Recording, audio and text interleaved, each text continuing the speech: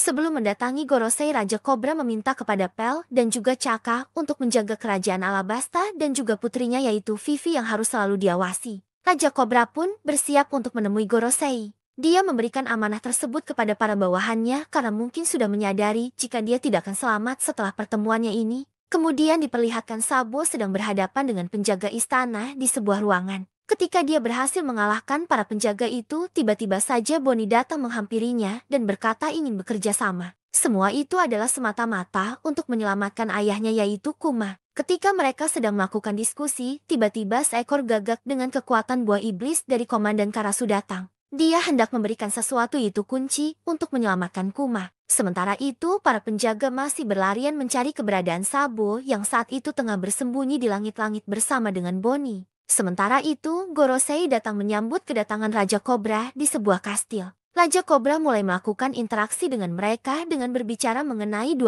kerajaan yang sejak dulu beraliansi dengan pemerintah dunia. Kobra membahas terbentuknya pemerintah dunia sejak 800 tahun yang lalu. Kobra juga ikut menerangkan jika kerajaan Alabasta tidak ikut bergabung dan memilih untuk tinggal di Marigenoas. Saat itu, Kobra juga menanyakan keberadaan Ratu Lili yang sejak dahulu telah menghilang. Dia juga sempat mempertanyakan mengenai arti tekad klan D. Namun sayangnya Gorosei yang mengatakan jika mereka tidak mengetahui mengenai hal itu. Kobra juga mengatakan mengenai sebuah surat yang dahulu ditulis oleh Ratu Lili, yang kemudian diwariskan turun-temurun dari generasi ke generasi Nefertari yang hingga saat ini masih menjadi misteri. Sementara itu, pasukan revolusi berhasil untuk menyelamatkan Kuma. Jadi selama ini Kuma telah dijadikan budak dari salah satu keluarga kaum naga langit yakni keluarga Charles. Tentu saja sebagai budak Kuma selama ini sangat tidak berdaya dan selalu mengikuti perintah yang diberikan oleh keluarga Charles. Selain itu, dilihatkan juga Kuma yang saat itu akan menyerang para bajak laut yang sedang berupaya untuk menyelamatkan Shiraoshi.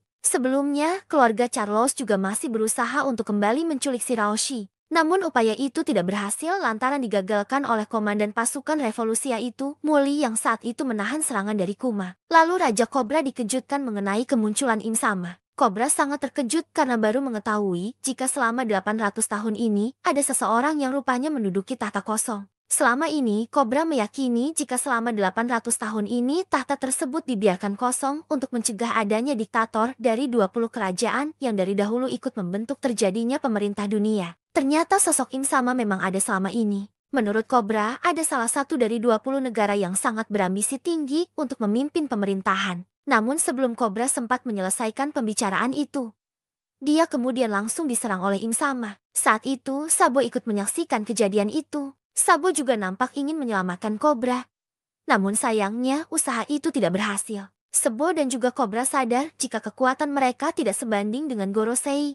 Sehingga saat itu Kobra meminta kepada Sabo untuk segera kabur. Selain itu, Raja Kobra juga sempat menyematkan pesan sebelum dirinya mengorbankan diri untuk melindungi Sabo. Kobra menyematkan dua pesan di mana dia meminta Sabo mengatakan kepada Luffy dan juga Vivi jika mereka berdua adalah bagian dari klan D. Dan pesan kedua, Raja Kobra meminta Sabo untuk melindungi Poneglyph dan juga menghadirkan fajar baru bagi dunia. Ternyata kedua pesan tersebut adalah isi dari surat yang dituliskan oleh Ratu Lili dari generasi ke generasi. Sebelumnya Kobra sempat mempertanyakan mengenai apa maksud dari tekad klan D, yang kemudian terjawab bahwa memang benar selama ini klan D adalah musuh dari para dewa, yang artinya adalah musuh dari para kaum Raja Langit. Selanjutnya ketika Kobra yang sebelumnya melakukan pertemuan dengan Gorosei dan juga Im Sama, ternyata Vivi sedang diculik oleh pasukan Ciperpol. Sempat juga Vivi mempertanyakan mengenai siapa orang yang telah memberikan perintah kepada mereka untuk menculik dirinya. Lalu muncul sosok Wapol dengan kedatangannya yang begitu menghebohkan seisi ruangan.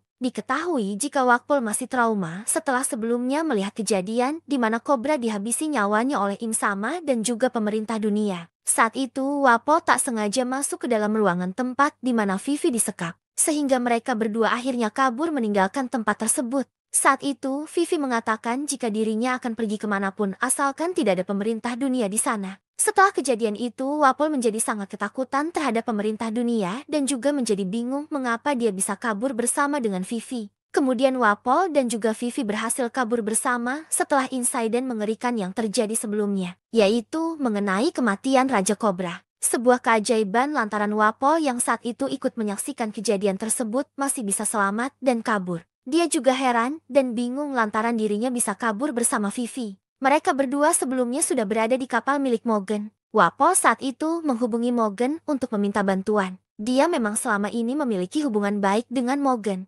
Wapo juga berniat untuk bisa selamat dan kabur dengan cara menukarkan seluruh informasi yang dirinya ketahui mengenai pemerintah dunia dan juga keberadaan Im Sama kepada Morgan. Saat itu, Vivi bertanya kepada Wapol mengenai apa saja yang telah diketahui. Namun Wapol tidak mengatakan hal itu kepada Vivi. Sementara itu Vivi yang saat itu mencoba untuk melakukan komunikasinya dengan ayahnya, malah dihentikan oleh Wapol, yang mengatakan jika hal itu untuk saat ini sama sekali tidak diperbolehkan. Vivi masih belum mengetahui jika ayahnya sudah mati di tangan Im Sama dan juga pemerintah dunia. Sementara Wapo tidak mau mengatakan hal itu agar upayanya untuk kabur tidak sia-sia. Selama ini diketahui jika ada 3 senjata kuno yang sangat dahsyat di dunia, yaitu Pluton, Uranus, dan Poseidon. Namun dari ketiga senjata itu kekuatan Uranus masih belum banyak diketahui. Mungkin fakta dari senjata tersebut akan terungkap, di mana senjata itu akan digunakan oleh Im Sama untuk menganjurkan satu pulau yaitu Lulusia. Saat itu Im Sama memerintahkan kepada Gorosei untuk mengaktifkan senjata buatan Vegapunk tersebut yang bernama Mother Flame. Wilayah tersebut akhirnya berhasil dihancurkan oleh Im Sama dengan menggunakan kekuatan Mother Flame.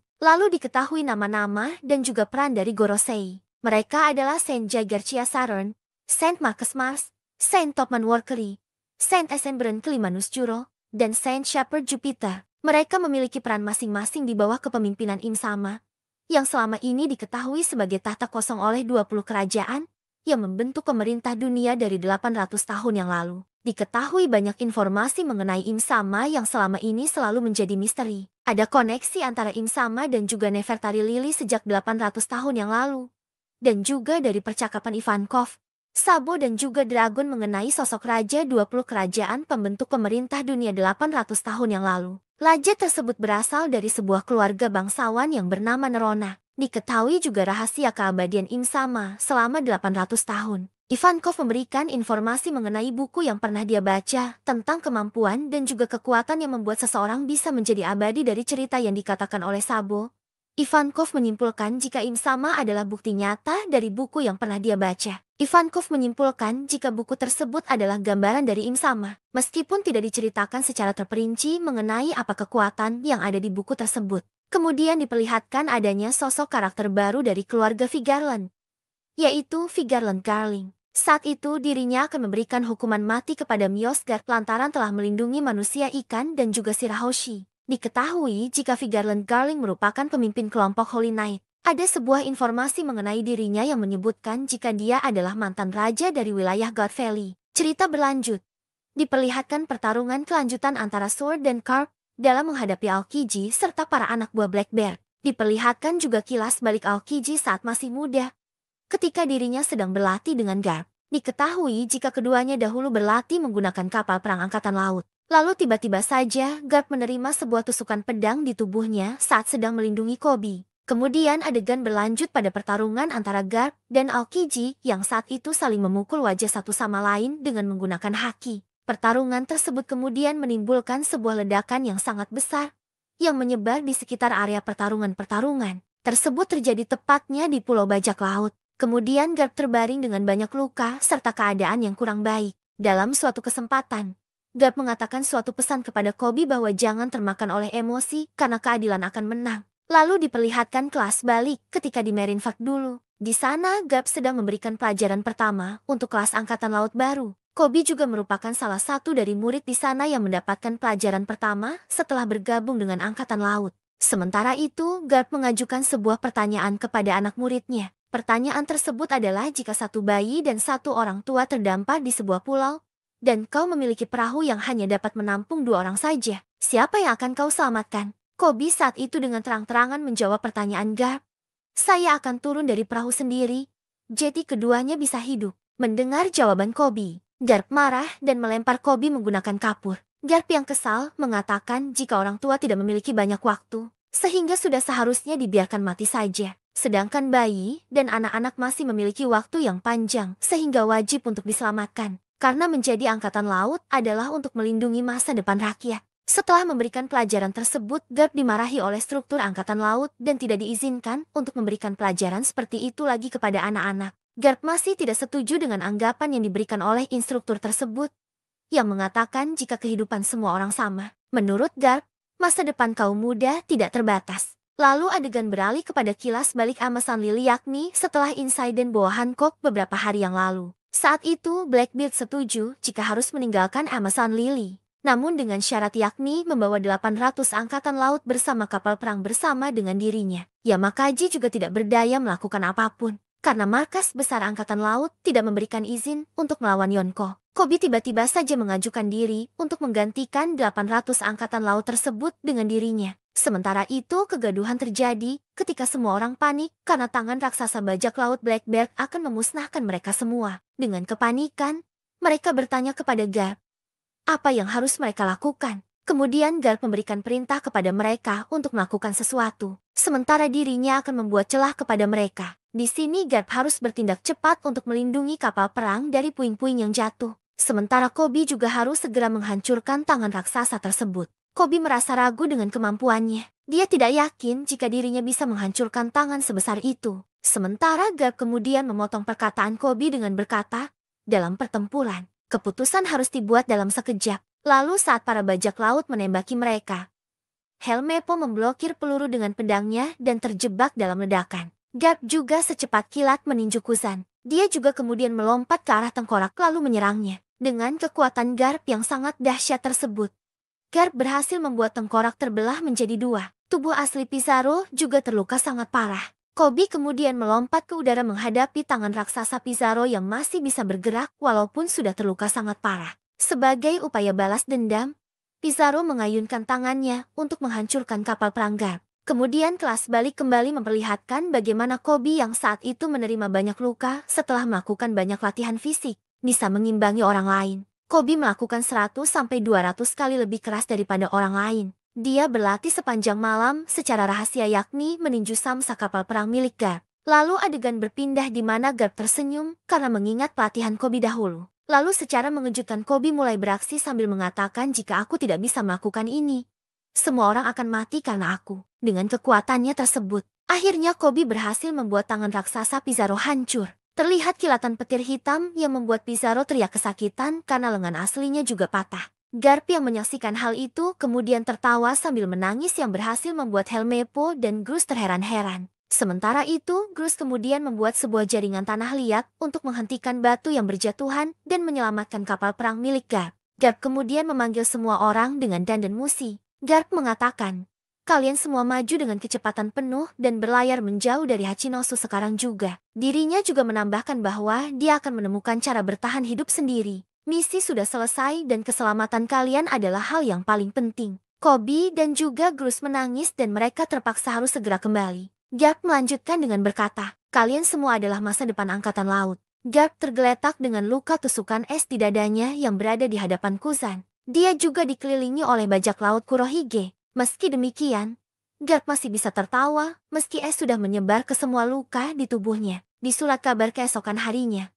berita yang dilaporkan ke dunia yaitu pahlawan muda Koby kembali dengan selamat. Sedangkan Garp pahlawan legendaris menghilang di Hachinosu atau Pulau Bajak Laut. Yonko topi jerami Luffy mengambil Pulau Egghead sebagai bentengnya. Lalu diperlihatkan kapal angkatan laut tiba di Pulau Egghead. Sementara itu di desa Fushia, putra Makino sedang menertawai foto Luffy yang ada di koran. Makino mengatakan kepada putranya jika dia sudah sangat menyukai Luffy. Beralih pada reaksi Dadan yang sedang membaca berita tentang Luffy dan juga Garp. Dia sambil menangis bertanya apa yang sedang dilakukan Luffy dan Garp saat ini. Tiba-tiba saja gempa besar dimulai terjadi. Sekitar 6 hari dan berhasil menghancurkan kerajaan Lulusia. Sementara itu, Kizaru menghancurkan salah satu senjata monster laut Vegapunk menggunakan sinar laser normal. Namun Kizaru tidak ingin menimbulkan banyak kekacauan di pulau tersebut. Kemudian diperlihatkan kilas balik Kizaru muda yang sedang mendemonstrasikan teknik sinar lasernya kepada Vegapunk muda dan Santomaru kecil. Kizaru duduk di tanah sambil menembakkan sinar dengan jarinya ke udara. Sementara itu, di sekitar Pulau Egghead terdapat 100 kapal perang angkatan laut dengan total 9 wakil laksamana serta 30.000 tentara angkatan laut, serta Saturn dan juga Kizaru. Saat itu, Saturn sedang makan di dalam kamarnya. Terungkap jika orang yang mengirimkan Master Flame kepada Gorosei adalah Yok. Setelah insiden Lulusia Gorosa mendapatkan ide baru yaitu mempertahankan Yok dan tidak jeti menghabisi nyawanya. Karena akan digunakan sebagai alat untuk memproduksi Master Flame dalam jumlah yang besar. Yok membuat janji pada Gorosei untuk tidak menyakitinya atau penelitian dan menjadikannya sebagai Tenryubito. Gorosei setuju dengan tuntutan tersebut. Namun diperlihatkan Yok menangis dengan pedang Zoro ada di lehernya. Membuat panggilan. Usopp menyiapkan dendeng musi. Sementara Yok mengakhiri percakapan sambil berteriak minta tolong. Selamatkan aku dari Luffy. Panggilan tersebut sukses membuat Goro Sasaran dan juga Kizaru terkejut. Admiral Kizaru tiba di Pulau Egghead. Dengan menggunakan teknik yang kuat yang bernama Hyanta no Kagemi. Kizaru datang. Dia menantang kelompok Luffy untuk berhadapan dengan dirinya. Saran salah satu dari tetua Gorosei menghubungi Luffy melalui Danen Musi. Luffy bilang ke Saran bahwa dia ditadirkan untuk menjadi Raja Bajak Laut. Namun Morgan secara diam-diam menguping percakapan mereka. Di sisi lain saat ini Robin juga tetap memilih bergabung dengan topi jerami untuk menunjukkan solidaritas serta dukungannya. Sementara itu, Seraphim tengah terjebak di gelembung raksasa. Terjadi hal yang mengejutkan karena Snake jatuh cinta kepada Luffy. Sehingga membatalkan teknik pembatu ke Franky. Keadaan semakin memanas karena Sentomaru menghalangi Kizaru di Pulau Egghead. Dia berusaha untuk melindungi pulau dari ancaman Kizaru. Kru topi jerami merencanakan untuk melarikan diri dari pulau dengan menggunakan bantuan mesin Vegapunk. Namun rencana mereka terancam gagal karena Yok memberikan kata sandi di pulau tersebut. Luffy pun menunjukkan intuisinya yang tajam melalui Kenbunshoku Hakinya karena merasakan kedatangan seseorang yang sangat kuat. Sentomaru harus menghadapi gurunya yaitu Kizaru untuk bisa melindungi Dr. Vegapunk. Diperlihatkan flashback di mana sebelum Kizaru menjadi admiral. Kizaru merupakan pengawal dari Dr. Vegapunk. Kizaru pergi mengawal Vegapunk ke sebuah pulau. Dan di sanalah mereka akhirnya bertemu dengan Sentomaru. Vegapunk pun kemudian mengangkat Sentomaru sebagai anak buahnya. Sedangkan Sentomaru meminta kepada Kizaru untuk menjadikannya muridnya agar selalu bisa melindungi Dr. Vegapunk. Lalu adegan kembali ke masa sekarang. Di mana pertarungan akhirnya dimenangkan oleh Kizaru dan berhasil merebut robot pasifista. Lalu terungkap jika Lucci mengkhianati kru topi jerami. Lucci yang sudah diselamatkan justru menyerang Dr. Vegapunk. Namun Stussy berhasil menahan serangan tersebut. Meskipun dia harus terluka sangat parah. Setelah itu Zoro dengan sigap langsung menghadapi Lucci. Sedangkan Sanji dengan cepat menembakkan gelombang batu laut ke arah Kaku untuk mengantisipasinya jika dia juga ikut menyerang Dr. Vegapunk. Kemudian Kizaru dengan kecepatan cahayanya masuk ke dalam lab Dr. Vegapunk serta menembus pertahanan laser dari Dr. Vegapunk. Kizaru hendak menyerang kru topi jerami yang kabur menggunakan Vega Force One dengan memegang Thousand Sunny. Namun Luffy secara sigap menahan serangan Kizaru dengan menggunakan tendangannya. Luffy mengatakan kepada Kizaru bahwa kami sudah jauh lebih kuat dari saat 2 tahun yang lalu Kizaru. Sebelumnya kita diperlihatkan dengan kilas balik pertarungan yang terjadi di Marijoa antara Bartolomeo Kuma melawan Akainu. Kuma yang kali itu menyerang membabi buta sadar akan satu hal jika dirinya tidak akan mungkin bisa mengalahkan Admiral Marinir sendirian. Oleh karena itu, Kuma kemudian memilih untuk melarikan diri. Setelah itu, muncul pula kilas balik 2 tahun yang lalu, di mana waktu itu, Akainu sedang menangkap Bonnie. Bonnie seolah tak percaya dengan semua perkataan Akainu yang mengatakan jika Kuma, ayah Bonnie secara sadar menyerahkan dirinya untuk dijadikan sebagai percobaan Dr. Vegapunk, dan kemudian menjadi senjata tempur. Tentu saja Bonnie tidak mempercayai hal itu dan menyebutkan jika mereka telah berbohong mengenai hal tersebut. Sementara itu, cerita kemudian kembali melanjutkan tentang pertarungan yang terjadi di Pulau Egghead antara Luffy melawan Kizaru. Di sini, Luffy berubah menjadi Snake Man untuk melawan Kizaru. Meskipun telah mengeluarkan banyak upaya, ternyata Luffy masih belum bisa mengalahkan Kizaru. Kizaru malah berhasil memukul Luffy hingga dirinya terbang menyebabkan robot Vega Force One menjadi hancur. Setelah melihat Luffy yang dikalahkan oleh Kizaru, Bonnie turun tangan untuk membalas serangan sang admiral. Namun serangan Bonnie tidak berarti apa-apa bagi sang admiral tersebut.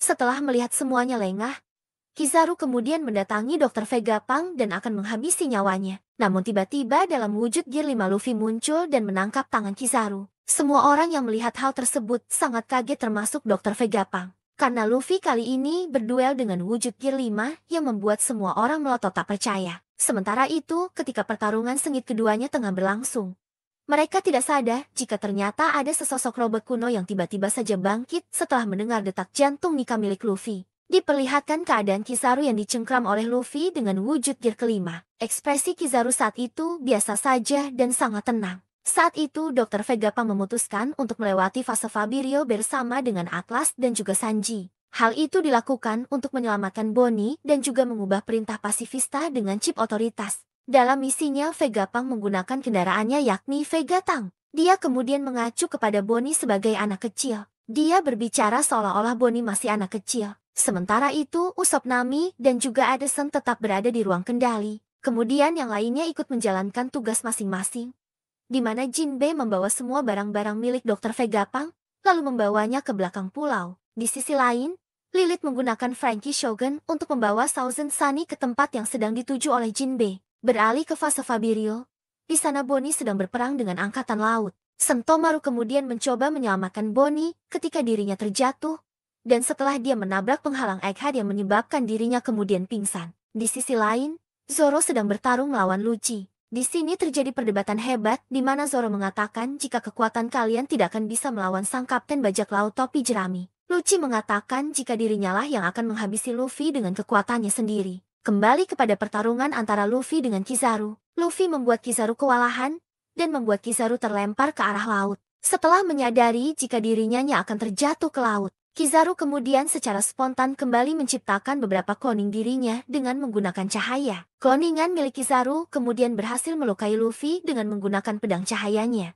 Luffy kemudian membalas serangan Kizaru dengan untuk menghancurkan semua cloning milik Kizaru. Ternyata dari semua klon tersebut, tidak ada tubuh asli Kizaru sama sekali. Kizaru ternyata kembali ke ruang kendali dan hendak menghabisi Dr. Vegapunk. Namun ternyata Vegapunk sudah pergi dari sana. Kizaru tahu jika Vegapunk ada di Vega Tank. Dia kemudian akan menyerangnya dengan cahaya miliknya. Luffy yang mengikuti Vega Tank kemudian mengambil cahaya milik Kizaru tersebut lalu membaginya ke segala arah. Sementara itu, Vega Tank akhirnya tiba dengan selamat di fase Fabirio. Lalu Atlas mengesampingkan perintah Kizaru kepada para pasifista. Sementara itu, Saron sedang menatap dengan tatapan yang sangat mengancam. Kemudian semua pasifista mematuhi perintah Atlas dan kemudian menyerang marinir. Bonnie juga sedang melawan marinir. Bonnie kemudian menembakkan pistol ke arah marinir, sehingga membuat mereka kemudian berhalusinasi dengan kematian mereka masing-masing. Bonnie kemudian kembali melanjutkan pertarungan epiknya dengan melawan dua wakil Laksamana sekaligus. Dia berhadapan dengan seorang pria berdagu panjang, dan yang satunya lagi adalah seorang wanita tua pemakan buah iblis Nori Nomi. Wanita tua tersebut memiliki kekuatan yang memungkinkan dirinya untuk mengendari dan mengendalikan salah satu pasifista, sehingga Bonnie tidak mampu berbuat banyak untuk melawan mereka berdua. Lama, Sanji kemudian melompat ke Vega Tank 8 dan menyelamatkan Bani. Namun tiba-tiba terjadi hal aneh, di mana muncul lingkaran ajaib di tengah pulau Egghead berupa bintang dan juga simbol angka 5 bersamaan dengan munculnya ledakan api dan juga petir hitam. Kemudian muncul pengumuman dari salah seorang marinir yang mengatakan jika Saint Saran ada di pulau tersebut. Sementara itu, seorang seperti marinir tidak diperbolehkan untuk melihat Saran. Jika saja mereka berani menatap matanya secara langsung, maka kepala orang tersebut akan meledak. Adegan kemudian beralih ketika Luffy masih bertarung melawan Kizaru.